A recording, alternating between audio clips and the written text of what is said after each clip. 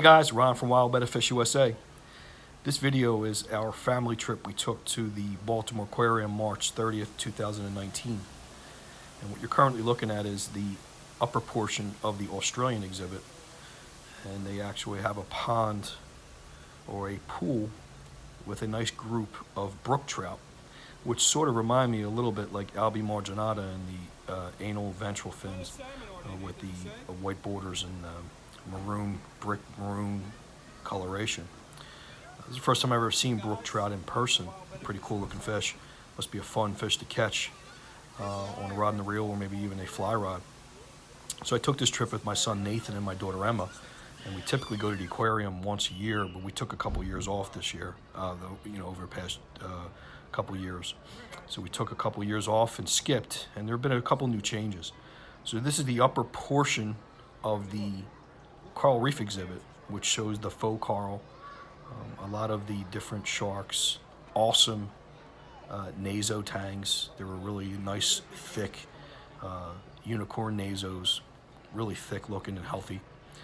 A lot of different damsels, some black tip reef sharks. And we walked up to the upper portion where you can see straight down into it. Awesome looking setup. Corals look realistic.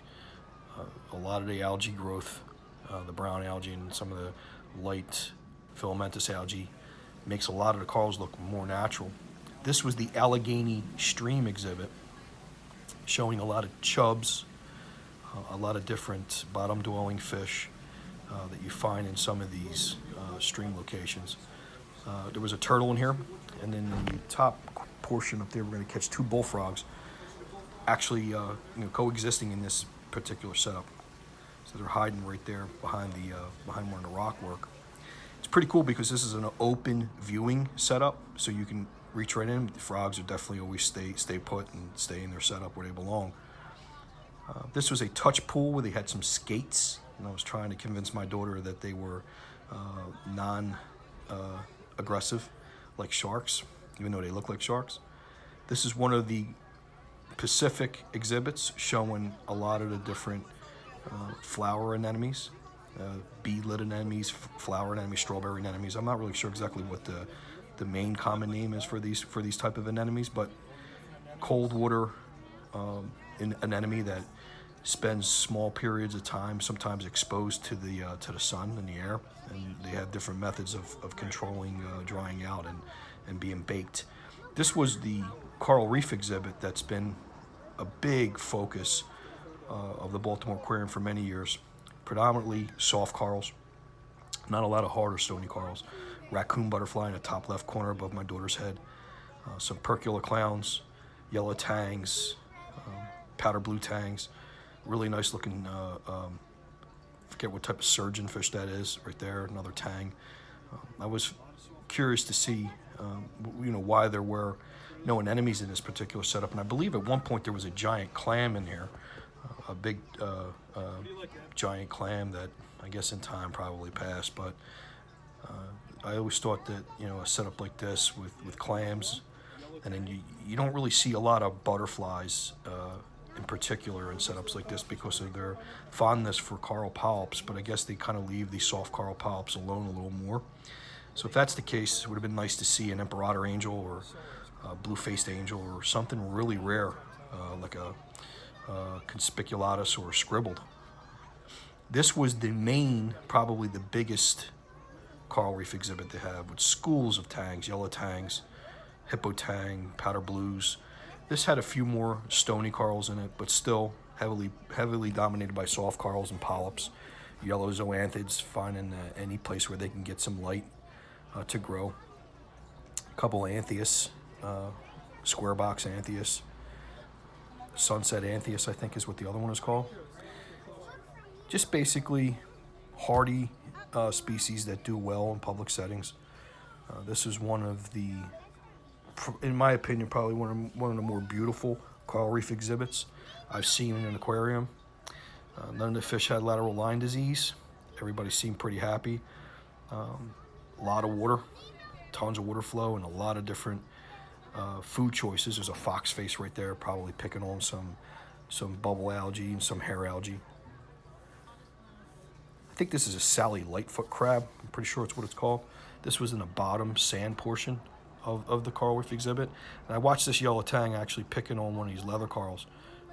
Pretty rare to see them do that, especially when there's a lot of different filamentous hair algae options for them. Some pajama cardinals trying to stay out of the light, doing what they typically do, which is laying low in overhangs and reefs.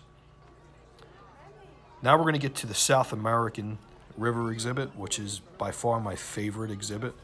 And you have this gigantic pacu. Now this setup is pretty interesting because it looks like it's all one setup. Pretty much contains, it's pretty much contained into one really large room, but it's actually separated by glass panels, I believe. So a lot of the different species that you see are not able to prey on some of the smaller species. There's a flagfin, I believe that's what that's called. Discus going down below. Some really big Pseudodoris niger. I actually have a friend of mine that used to have a 4-foot Pseudodoris niger, living with a very big red-tail Amazon catfish. Some turtles laying low in the roots. You're going to see some really cool turtles and awesome looking black diamond rays in this particular exhibit as we go further down. So this probably was, in my opinion, the finest looking setup in the whole aquarium. I could basically sit in front of this and stare at this for hours, and you basically wouldn't see the same thing twice. This is really awesome, really well put together. They did an amazing job in the scaping and all the different real wood and faux trees and real plants. It's just pretty awesome. Gigantic arowana. Look at that. Look at that black diamond ray, I believe. What an amazing looking specimen. I would have loved to have seen more of these. And I thought that they probably would readily reproduce in a setup like this. As natural it is. Big pleco. Another ray. And look at the face on this gigantic arowana with the big bony plates. How cool is that? And this fish has so much space in this particular setup that it can actually probably leap out of the water with no problem, land right back in and do some of its natural, natural activities that they typically do. They breach often. You got some turtles in there, some river turtles. I'm not really sure exactly what species, but I just love the mixture of fish and reptile species in a tank like this. I think this tank may have at one time had an anaconda in it too. Not really sure, but I'm pretty sure I've seen one with an anaconda, and it might have been this, or maybe one section of this tank has an anaconda. I noticed another section has a caiman also. But like I mentioned, these particular tanks are separated by glass panels, making them look like it's all one unit, but it's not. So you got a tiger, shovelnose catfish hiding up inside some of the roots. And look at that water flow. It looks just like an amazing, awesome looking river. What a piece of work this is. These are, believe, are loggerhead snappers or loggerhead musk turtles, I think. I'm not really sure, but that's kind of what they look like. I think maybe loggerhead musk turtles may be North American species and not a South American species, but they do look like that. If you know better, let me know in the comments. This is another portion, probably the fourth section of this particular river system, showing the angelfish and the waru.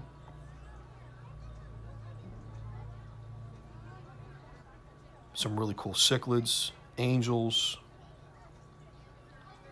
really amazing looking roots. Fish basically setting up and posting up in their natural position, relating to vertical structure and trying to stay out of direct light. Here's a nice, really large river turtle.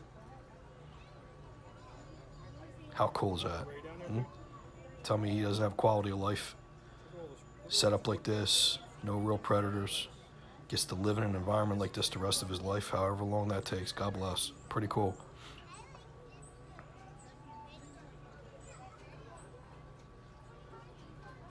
Another ray. Just surprised I didn't see more and more of the black diamond rays. Their coloration is striking. Amazing looking animal. But this one was pretty too. So these are the discus, and like I mentioned prior in the other video, relating to vertical structure in their natural environment, sort of like a flooded forest, sharing their tank with numerous different rummy-nosed tetras and tetras in general. Really cool combination of corridors contained in a lower section, which I thought was pretty brilliant. You know, if you had the cories in a tank like this spread out, probably wouldn't see them, but they did a really good job of giving the cories a lower basin where they can go into and they can hide, and they be out of direct sunlight, and for the most part they congregate in that area and you get a chance to see them. We'll check that out later in the video. But they had an amazing assortment of tetras in this, living within the roots in their natural state. Really cool. I'm sure these fish are very happy. Wouldn't be surprised if the conditions were right that they don't reproduce, even though the fry are probably next to impossible to grow out in a setup like this and get them fed. So as we go further down here, we're going to see exactly how they set up a section where the cories seem to congregate, and you get a chance to see them more in a group like they typically would be. Really large Plecos. As we know, Plecos get gigantic, more angelfish. And this basically, just like I mentioned, a flooded forest inside the Amazon basin. Here's an Amazon tree boa. I'm more of a fan of the green tree python itself, but these are beautiful and very, very sought after. They give live birth unlike pythons, which lay eggs. And this particular boa constrictor shared its space with these Dendrobates and the different poison arrow tree frogs that are in this exhibit. Beautiful, natural, and realistic. They do an amazing job. I believe these are mantella frogs, which are related to poison arrow tree frogs, but not directly poison arrow tree frogs. Golden mantellas.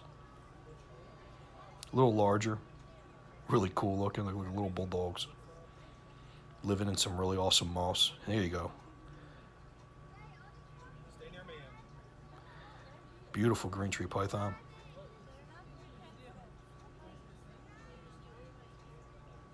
Actually, I'm wrong. That's an emerald tree boa. Also living with some poison arrow tree frogs. Beautiful assortment of poison arrow tree frogs pretty much in all these little terrestrial exhibits. Some of them even have geckos. Monkey pots, which I use in some of my Wild Bettas setups. I get a lot of my ideas from setups like this for Wild Bettas. And these two poison arrow tree frogs were actually trying to breed. At least the male was. I'm not sure if the female was completely ready yet, but he definitely was. No matter how many thousand people walked by this exhibit, he still acted like they were the only two in the place. Really cool looking house gecko. Looking for maybe a wingless fruit fly or maybe some nectar to feed on. Thought this was a pretty cool, natural looking state to catch a reptile like this in. And this gecko shared his particular setup with more poison arrow tree frogs. These are a little different. Triops. I've never had these before and don't know much about them. This was in the Australian exhibit. I'm sorry that the video is vertical on this, but these triops are really cool, prehistoric looking invertebrates. I believe they go through a process where they dry out and their eggs become dormant. And then when it rains again, just like, you know, maybe brine shrimp, they grow out.